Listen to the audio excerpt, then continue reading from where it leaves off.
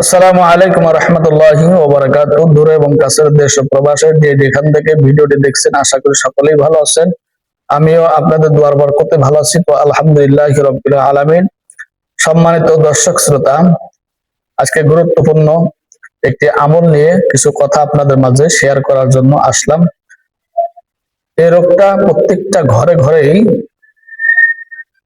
আছে।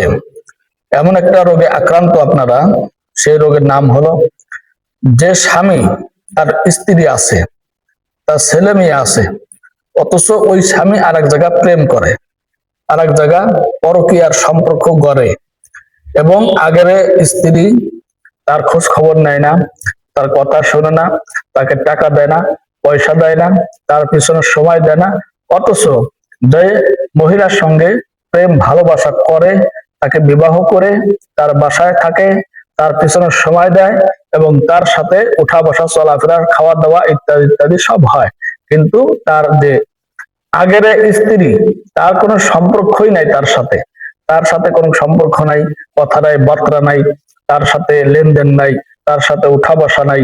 এরকম যদি কোনো মা বোনদের স্বামী যদি অন্য কোনো মেয়ের সাথে যদি পরকীয়া করে থাকে, ইনশাআল্লাহ তাআলা, আল্লাহর কসম খাই আমি বলি, কুরআনুল কারীমের শপথ খেয়ে বলি, এই রোগে যারা আক্রান্ত হয়েছেন আমার সাথে যোগাযোগ করবেন।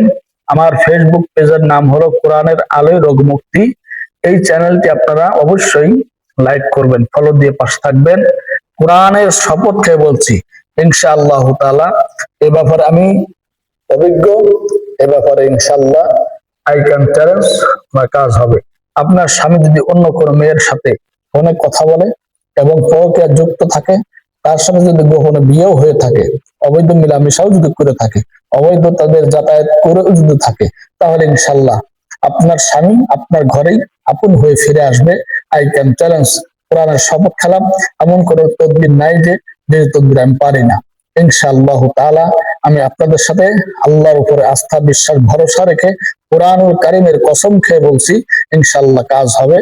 যে সমস্ত মা এবং বোনদের স্বামী অন্য কোনো মেয়ে নিয়ে ঘুরতেছে, অন্য কোনো মেয়ে নিয়ে অশালীন কাজ করতেছে এবং জিনায় আক্রান্ত হয়েছে, এবং যারা এই রোগে আক্রান্ত হয়েছেন, ভোগান্তি হয়েছেন, তারা আমার সাথে যোগাযোগ করুন।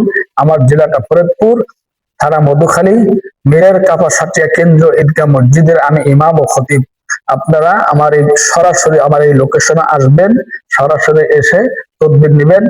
হয় না হলে কুরিয়ার সার্ভিসের মাধ্যমেও তদবির নেওয়ার সুযোগ আছে। তবে আমার সঙ্গে আপনার যদি আমার কাছ থেকে তদবির নিতে ইচ্ছুক হন, আমার সাথে ভিডিও কলের মাধ্যমে আমাকে দেখে শুনে যাচাই বাছাই করে আমার কাছে আসতে হবে, অন্যথায় আসার কোনো সুযোগ নাই। প্রতারক থেকে সাবধান, প্রতারকের হাতে ধরা খাবেন না, একটা টাকা তাদের সাথে লেনদেন করবেন না। আমার মুখে বলা নাম্বার 01714282031, 01911001324। যাই হোক, সকলে ভালো থাকবেন, দোয়া করবেন, সুস্থ থাকবেন। আল্লাহ হাফেজ।